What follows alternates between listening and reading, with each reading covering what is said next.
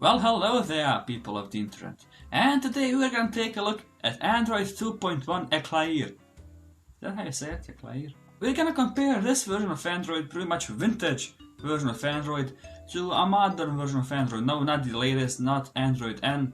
And I don't have my S5 right now, so we're gonna kinda compare it to Android 5.1, which is still relatively new.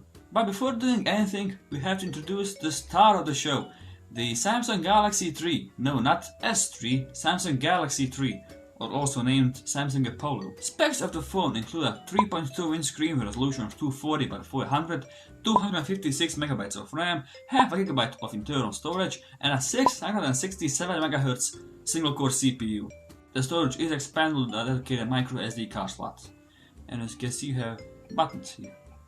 On the back of the phone is a 3.2 megapixel camera, which yeah, you can't expect much from a 7-year-old Android phone. So, you might be wondering, what the hell can you do with a phone that is 7 years old, approximately? 7 years old. Android 2.1 came out in October 2009, I think. I made a video about history of Android, you can click here to check it out if you'd like. But there's not much you can do with this phone today. To give you an idea, this is my grandmother's phone. She uses it only for phone calls, to call me, my sister, or someone else. The first part where you can see the age of the phone is in the Play Store. If you open it up, you get a really vintage looking, retro kind of looking version of the Play Store. And unfortunately it is quite empty. It's not really empty. You can find some apps like some flashlights, cleaners, boosters, some web browsers, but that's pretty much it. You can't find Instagram, there's no Facebook, there's no YouTube, YouTube Studio, Messenger, nothing. You do have WhatsApp though, and Dolphin Browser actually works kinda well on this thing. It doesn't crash, but it works so slow. For instance, if you search for Chrome on the Play Store, you won't find Chrome, you'll find Dolphin Browser and some other clear apps that make no sense with the search, but whatever. If you do want to play a YouTube video, you can, but there's like so much lag between the picture and the audio that I don't know, I tried restarting the phone, I tried some things and they just won't play as should. But funnily enough, despite its age, some things still do work. For example, the maps.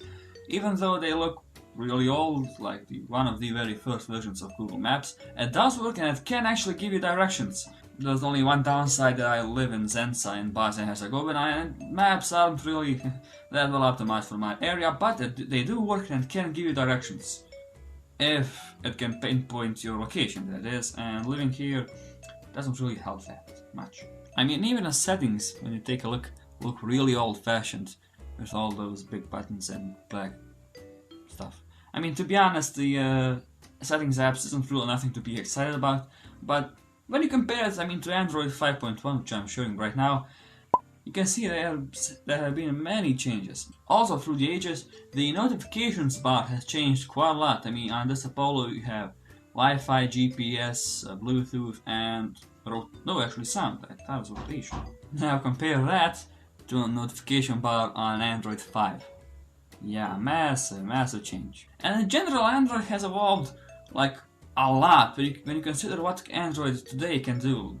A whole bunch of stuff, and when you include Google Assistant, that's like crazy. And when you consider how much hardware has progressed, I mean, look how small this phone is and how weak it is compared to something like a OnePlus 3T, or the Google Pixel, Samsung Galaxy S7, iPhone 7. You have to appreciate how much technology has progressed and advanced throughout the ages. And this phone has a headphone jack.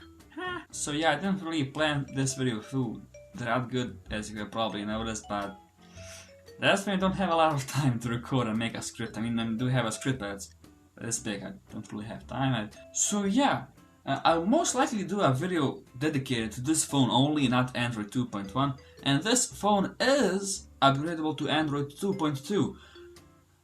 But since it's a really old phone and an old software, it's not really as simple as just doing it OTA. That's very complicated. I mean, I tried it once and it didn't actually work. I just refused to do it. I don't know why, but I might give it a shot. I don't know. But I will be making a video dedicated to this phone only, kind of a retro review. retro review. Yeah, that's a new word. Retro review. So I should probably shut up now, shouldn't I? So yeah, thank you guys so much for watching. Do make sure to subscribe to my channel, it kinda helps a lot. If you like, you can follow me on Twitter. You have some videos you can check out by me and myself. Check them out if you have time. And I'll be seeing ya. Peace.